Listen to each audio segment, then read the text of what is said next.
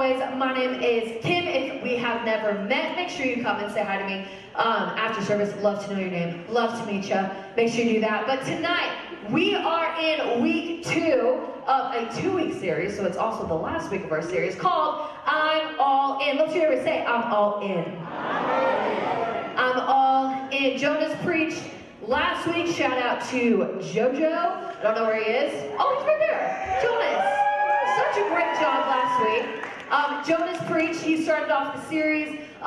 Basically, the idea behind the series is having a declaration of the year of us being all in. He talked specifically, his title was Diligence in the Daily. So he talked about how do we have a personal and more intentional walk with God? How do we implement daily practices? Why is it important to do that, to get closer to God and going all in with our faith? And absolutely, that is the first step of this I'm all in mentality, is how do we go all in with our faith. But tonight we're going to kind of extend it out. So if we started that out last week, I'm all in with my walk with God, where does it go from there? What is the next step of having an all-in mentality?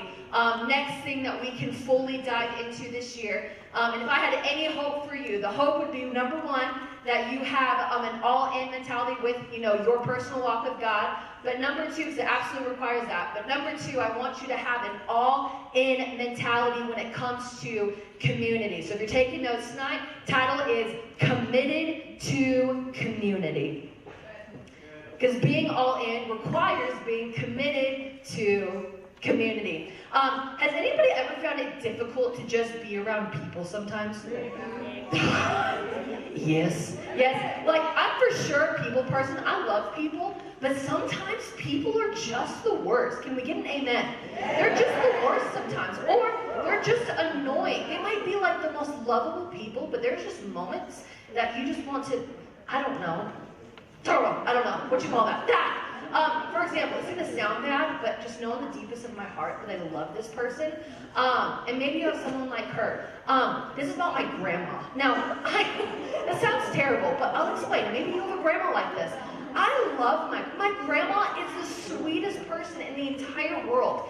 But when you get alone with my grandma, if you're like a one-on-one conversation with her, she could have like the Guinness World Record for the longest storytelling of anybody in all of the world. Does anybody have a long storyteller in their family? My grandma, she's so sweet. But we were talking the other day, and I got caught in an almost 30-minute conversation about a squirrel she saw on her walk. And I'm like, Grandma, that's not funny. It's not like a good story. But somehow she found enough details to make it last 30 minutes. And I about died. And inside, that's a little dramatic. But if you've been in a story, with a story person, and they just don't stop, it's terrible. Or maybe your grandparents, like my grandparents, where she repeats stories. And you have to sit there like you've never heard the story before, but you're quoting it in your head as that person is telling you the story. I love my grandma, but sometimes just being around my grandma is sometimes annoying. That sounds so mean. I love you, Grandma, wherever you are. She's not in heaven. She's here. She's alive. Wherever she is out there. I love you, Grandma. But sometimes being around people can be tiring, it can be strenuous. It's not fun all the time. However, if you look all through Scripture, God puts such an emphasis on community and the importance of not just being around people that we like, but being around the body of believers, around people that are different than us, around people that we might not normally hang out with, but the importance of being together when it comes to being around other believers. So tonight, we're going to go through 2 commitments when it comes to community. And when I'm talking about community, I'm specifically talking about a godly community. So a community of believers, a community that is committed to bringing outsiders to insiders, bringing people that don't know God to know God. I'm specifically talking about a godly community as this. So think of that viewpoint, not outside there, but specifically this group in here. So 2 kinds of commitment tonight when it comes to being committed to community. Number 1, commitment to the gathering. The gathering. Write that down. That's good. Thank you. Thanks, Adrian. Commitment to the gathering.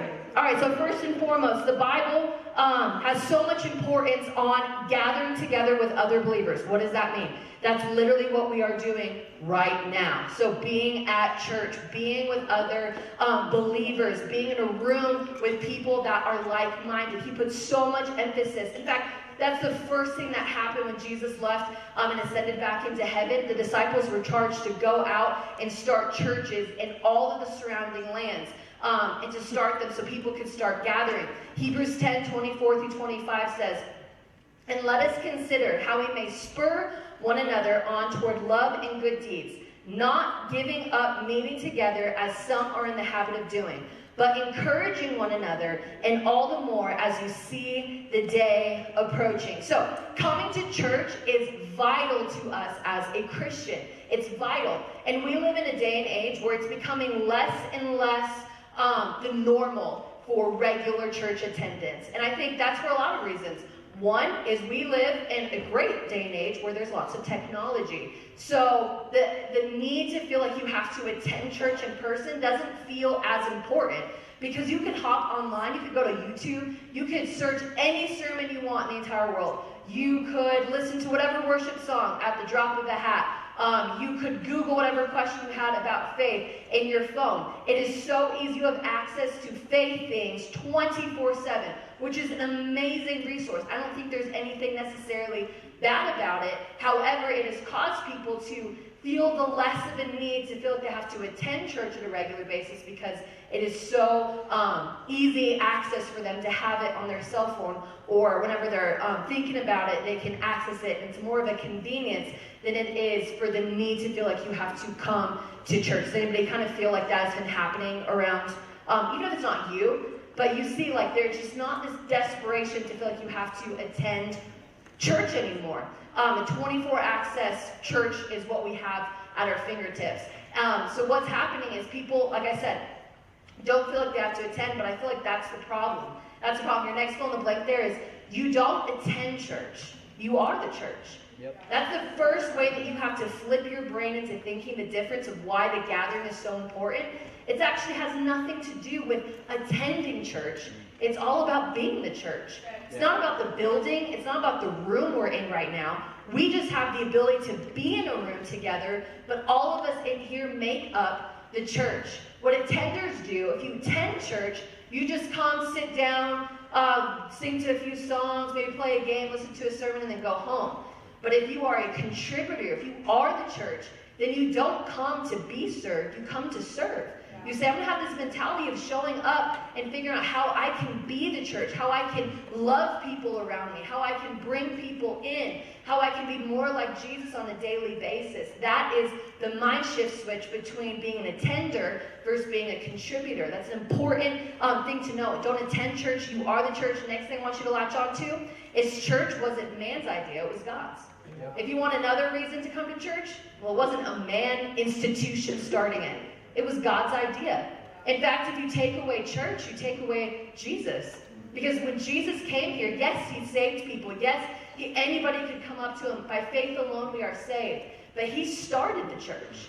He's the one that commissioned the disciples out to say, go out, gather believers, get them all together, start these gatherings, start these churches in these cities. He's the one that started it. It was birthed by God. So when we take away church, we are taking away something that God created, that God wanted, that God loves.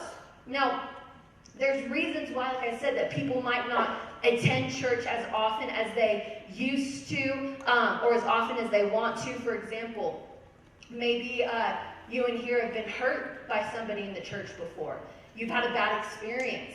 Maybe somebody has said something to you that has rubbed you off in the wrong way, or you've had an experience in your past, maybe your parents had experience in the past that has made church a very negative experience for you. And firstly, I just want to say that I am sorry that that has been your experience. No way is that God's intention. No way is that God's design. But if we can look at that for a second and say, yes, the church is filled with messed up, broken, imperfect people. But instead of looking at that as just a negative thing, looking at that as one of the most beautiful things that God ever shows us about his love and his grace. The fact that he uses us, you and me, broken, hurt, imperfect people, to lead his church. That is the most incredible picture of grace God has ever put together. Yes, people do things that they're not supposed to. Yes, it is not covering mistakes that church leaders have done or people that you have experienced in the past. It is not discrediting the pain or hurt that you may have felt before. But I don't want that to hinder you from going all into this gathering, to this group of people. Because yes, we are imperfect, but we serve a perfect God. And if we serve a perfect God, then everything will be okay. Yeah. We serve a God that loves us and wraps us with grace when we mess up. And we're all learning together. So don't let that hinder you from not going all in to a church world. And I know life is crazy. I know there's things that pop up. Please hear me out that I'm not saying that if you have to skip youth or skip a Sunday service if you go to a different church, that you're just a terrible person. I get it. Life is crazy sometimes. You've got sports. You're going out of town on vacation. All of that is fine. But when it comes to your schedule, just to ask yourself every once in a while, ask yourself this: do I make church fit into my schedule, or do I make my schedule fit into church? What's your priority? Where is your heart? Say, do I wrap my head around my priority is being around the gathering, being around believers? Yes, there'll be some times when I can't make it, but is it my priority still? And to answer that for yourself truthfully, committing to the gathering is so important this year. Committing to attending here at youth on a regular basis, getting around believers to encourage and challenge you. It's an important way to have that all-in mentality. And the second thing tonight that we'll spend the rest of the time on is commitment to the people. So when it comes to community, first and foremost, I want you to commit to the gathering, commit to coming to church. But the second thing is commitment to the people. I'm going to give you a little background here for just a second. We're about to hop into a story. And I've heard this story before. I've read this story before. But there's a couple of things that I read that just sparked my attention this last week, and it's become really one of the most jam-packed stories I think I've read in a long time. It's found in the book of Luke. We're going to read it in just a second. But just to give you some context, this is when Jesus is currently teaching. He's going around city to city, doing miracles, talking to people, doing large teachings. And at this moment, he has found himself in the city of Capernaum. So he just got there, and word is spreading about that Jesus is in Capernaum. And everyone's excited. Everyone has heard what Jesus has been doing, the miracles he's been doing. And they heard that he was going to this house to do a teaching. And this is where we catch up. So everyone has heard about Jesus going to this house for a teaching, and we catch up with this group of guys. In Luke 5:18 through 19, it says this: some men carrying a paralyzed man on a mat and tried to take him into the house to lay him before Jesus. When they could not find a way to do this because of the crowd, they went up on the roof and lowered him on his mat through the tiles into the middle of the crowd, right in front of Jesus. All right, so let's break down this story real quick. I don't know where Caitlin is, or Kate. I forgot to bring out the mat. Someone grab it for me. Thank you so much. All right, so here we're at with this picture of this friend group. There's some guys, but the main character story is this man who is paralyzed, and they're carrying this man on a mat. So think for a second. Okay, this man is paralyzed. He can't move. Now, it's one thing to be paralyzed nowadays, like in our time. Thank you so much. One more time, get up for Caitlin. You can just stand it up. You can just stand it up. It's totally fine. Yep. Sorry, I did not tell you what to do with it. It's okay.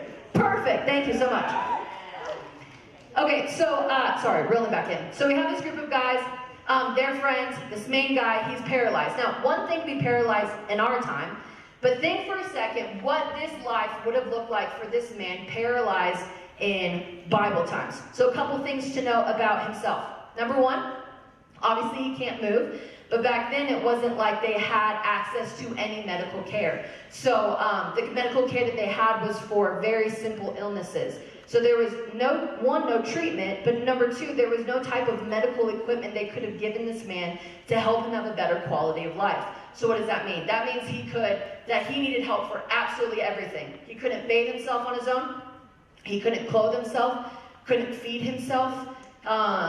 He couldn't land a job. There was no way he would have been able to make any type of money back then, which means that paralyzed people back then, they would have had to live their entire lives as beggars. Beggars would be placed outside the houses. they would have sat or laid on the ground, depending on their mobility. They would have a cup, and they would sit there with their cup, and hopefully people would drop off coins to give them food for the day. His whole life would have been the life of a beggar. And then finally, the biggest part of the story is about his mat. This man would have spent his entire life on a mat that actually looked very similar to the size of this one here. You see, back then, they had mats. They didn't have beds like you and I did, so mats were their beds.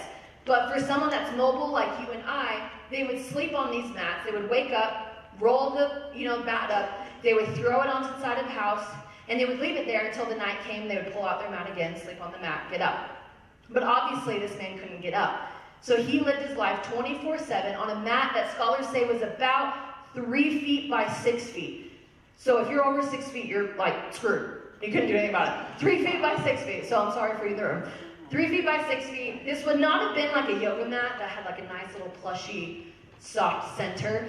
These mats were built most likely with straw, with branches, with rope that were intertwined and braided together to make it super tight and firm. So it probably wasn't any type of comfortable mat at all. And his whole life would have been spent on it. Whole life. Baths would have been on the mat. He would have had to go to the bathroom on this mat. Every part of his life was spent on this mat. His whole life. And so that's where he's at. He can't do anything for himself. He has to lay there, get help from strangers every single day. And more so than that, he was not treated like an equal human being. Back then, people looked at people with paralysis or any type of really disabilities or illnesses. They looked at them as outsiders. They looked at them as not equal then to other people. Israelites back then had an assumption that if you were born with a disease like this, that it was something that you brought on yourself, that it was something your parents did, like a sin they committed that caused you to be paralyzed. So this man would have been, and his family would have been ostracized. They would have been thought lowly of, that it was their fault their son was born with paralysis. There was no possible way that this man had a future. And on top of that, we hear in the story that this man has friends. So he has nothing going for him except he has one thing. He has people. He has friends. But what interests me about this is because of the culture of the Israelites back in those days, these friends weren't like, they couldn't have not have come by just chance, like how you and I create friends. Because this man wouldn't have had a chance to really talk to anybody. This man wouldn't have had anybody look at him as an equal human being, right? So the fact that he had friends was amazing. The fact that people looked at him and did not care what their culture said about people, that did not care what, was supposedly wrong with this person. They said, we're going to be so committed to people, we're going to be committed to community, that we're going to establish a relationship with this person, a friendship with this person, and we're going to be in his life. That's the first thing that I pull from that. And when it comes to friendships, you have to understand friendships don't grow by accident. They don't. Friendships don't grow by accident. I want to clarify that a little bit. The right friendships do not grow by accident. Because it's very, very easy to get friends that you're not supposed to have. Super easy. Because it doesn't require you to stand out in any way. It doesn't require you to say no to things that you shouldn't say no to. Having a group of friends that are not good for you come very easily. But having the right group of friends, the right group of people around you, takes a lot of work and a lot of intentionality. It takes a lot of effort to point out people that are worth keeping in your life, that are worth having by your side, that look past what your life looks like, look past the baggage that you bring into a friendship, and say, I'm going to stay committed to you for the long haul, and I'm going to be by your side no matter what.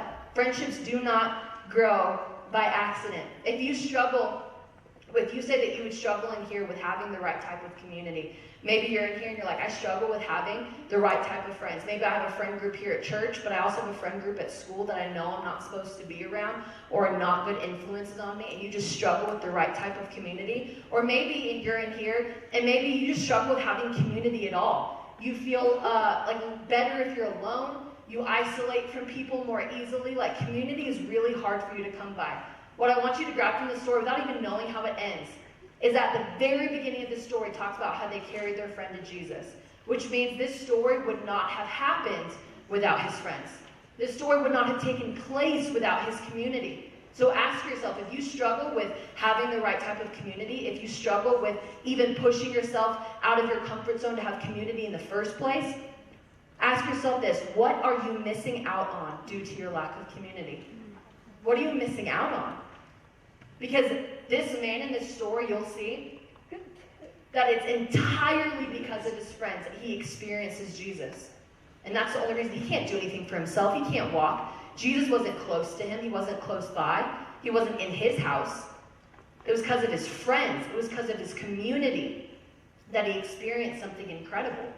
So ask yourself, what could I be missing out on if I don't have that right type of community? Because it takes a lot of work. There are reasons why it's hard for us to have community. It's difficult for us sometimes to follow up with people that will say we'll catch up with someone. They're like, hey, can we go to coffee? Can we catch up? Can we chat? And you say yes, but it's a hard time for you to follow through. It's hard for you to catch up. It's hard for you to build the relationship or stay committed to a friendship. One of those reasons is because it takes a lot of work. It takes a lot of work to be committed to people. Now think of it from the mindset of these friends. You see, these friends not only committed to a relationship with just a person, they committed to a relationship with the person that was prisoned to a mat, that was prisoned and couldn't get up. That means everything in their friendship would have been more work. Everything. It would have taken slower to do anything, so they would have to carry their friend if they were to go do anything.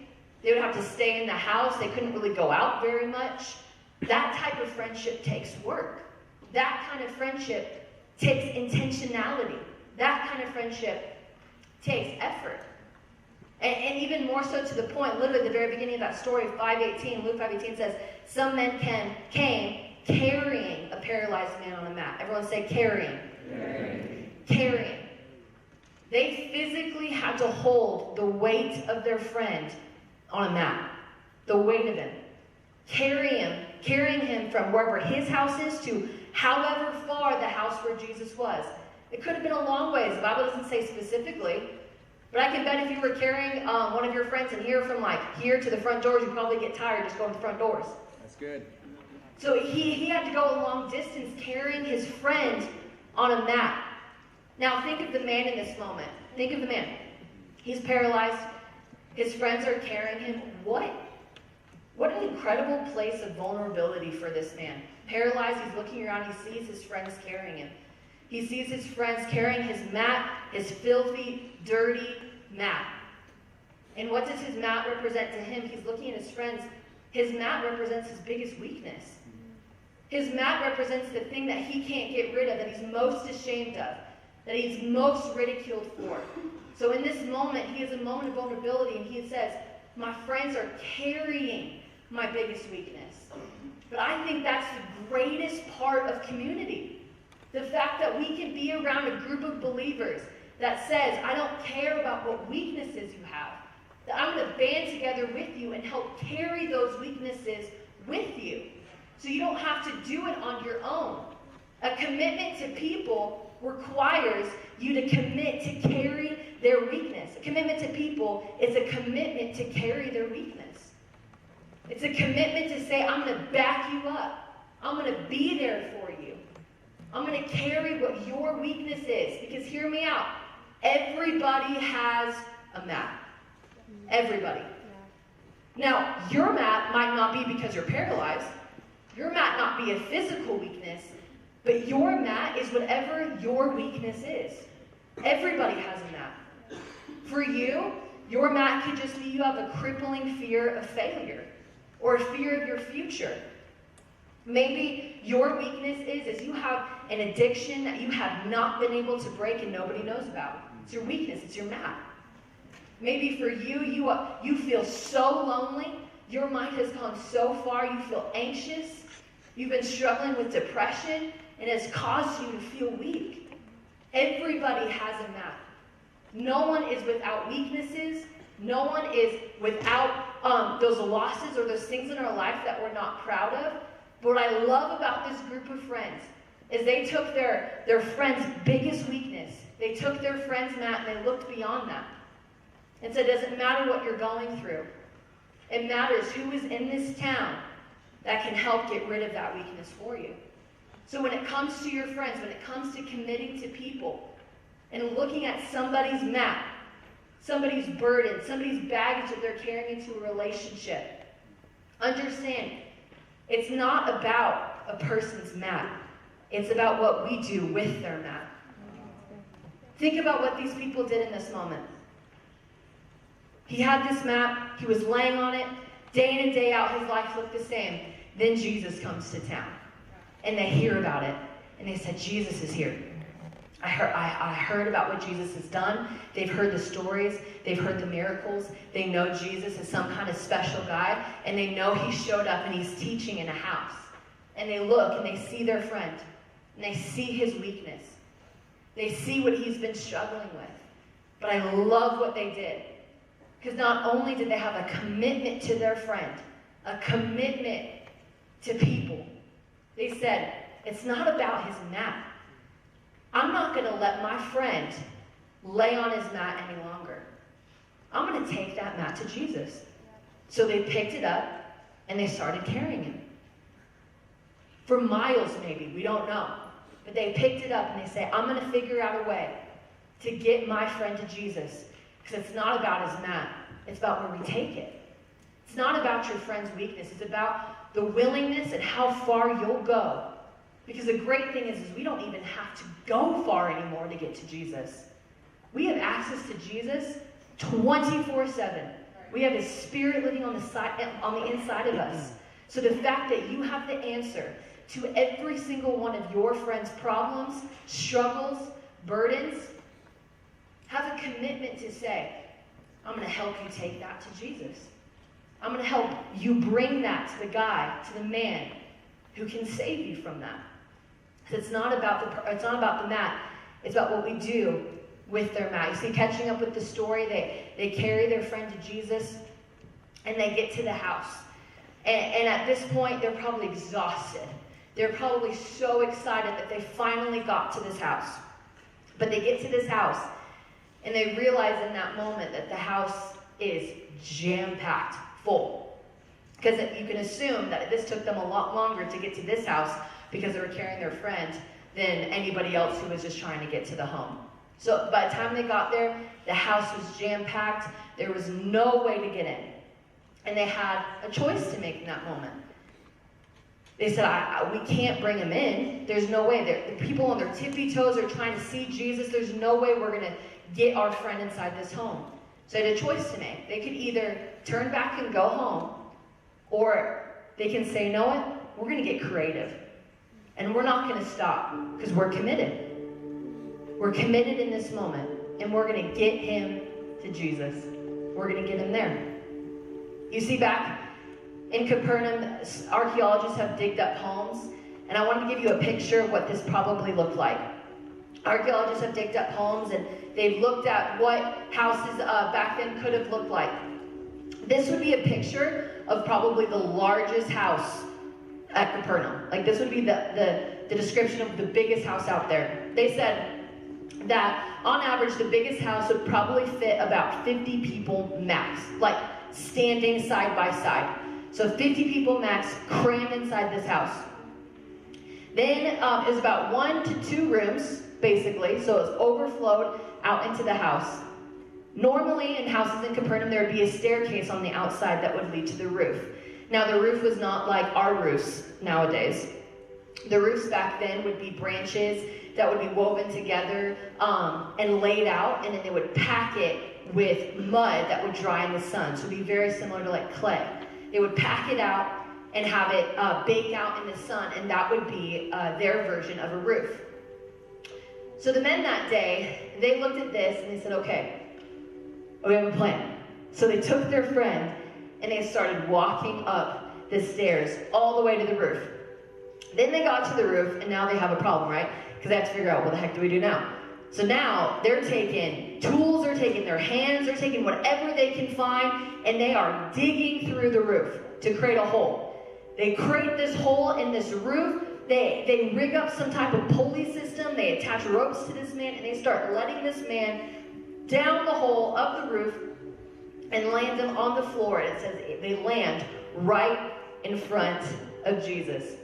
I love the effort that it took for them to do this, because you have to understand how much they just went through to be able to do this. It would have taken a lot of work, a lot of effort. I don't know about you, but I hate outside work. Like, I just can't stand doing like yard work. So this would have been exhausting.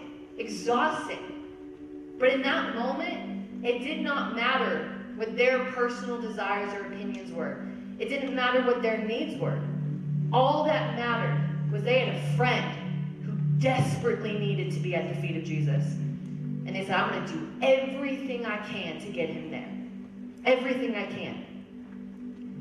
Do you have that same level of thinking? Do you think of yourself less than you do of your friends? Or do you think of your own needs before your friends' needs? I mean, if we're honest, we're all very selfish people. I struggle with this a lot. We all try to put our own agenda, our own priorities, our own things we want to do above the needs of others. But in this moment, the friend stopped, pushed everything aside, and said, we are committed to our friend and getting him to Jesus. Packed out room. You can imagine the scene this would have caused. Like, they're hearing them digging through the roof. They're like, what is going on? Clay is falling from the roof, hitting the people on the ground. They're backing out of the way. They're like, what is going on? And this guy just starts descending from the roof, and he just hits the ground.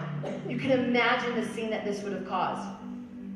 But I love what happens in the next verse. Right when Jesus sees this man land at his feet, he looks up, and it says this in Luke 5:20. It says, when Jesus saw their faith, he said, friend, your sins are forgiven. When Jesus saw their faith, not the paralyzed man's faith, the friend's faith. And I love that he used the word saw instead of like heard or another word, because it's not what the friend said, it's what Jesus saw that it. Think of that in that moment. Jesus is here, the man's on the ground, Jesus looks up, what does he see?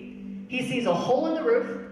He sees probably just some like sweaty, nasty, dirty faces looking down at him with like big eyes saying, like, what you gonna do? Basically, looking at Jesus. His friends are pouring sweat, tired. And he saw their faith and he said, friend, your sins are forgiven. You see, a commitment to people is so much more than about yourself. Your commitment to people, your commitment to your friends, your commitment to do whatever it takes for your friends and for people in this world to experience Jesus will open the door for miracles. You're the unlocker. You're the person that instigates a miracle with Jesus for your friends. Because he saw their faith and said, you are forgiven. But he didn't stop there. And it continued on in the story. In Luke 5:24 through 26. So he said to the paralyzed man, I tell you, get up, take your mat, and go home. Immediately he stood up in front of them, took what he'd been lying on, and went home, praising God. Everyone was amazed and gave praise to God. They were filled with awe and said, we have seen remarkable things today. Your fill in the blank before that is, do you have an all-in faith for people? An all-in faith for people. Say, I'm going to do whatever it takes for my friends to experience something like this, because in this moment, the impossible happens. Medically, if this man hadn't walked for his entire life, he would have had zero muscle tone. He would have had the scrawniest arms, scrawniest legs. There would be no muscles on him. So even if he was able to get up, he should have not been able to walk just from the mere inability for him to carry weight on his legs. He had no muscle tone. But in that moment, it was like he went from 0 to 100. He stood up, and immediately he was healed. It was like his body was completely free from all the illness, all the disease that had stricken his body for years. And Jesus said, take your mat and go home. And I love this picture of him picking up his mat and taking it home and going and showing his family what had happened that day, and his friends seeing him walk again, and the joy and them celebrating that day of the miracle that they saw. But what I think about is what happens for the rest of his life. See, for the rest of his life, he still would have taken that mat and laid it out on the floor and gone to bed every night. But this time he was able to roll it up and put it away in the corner.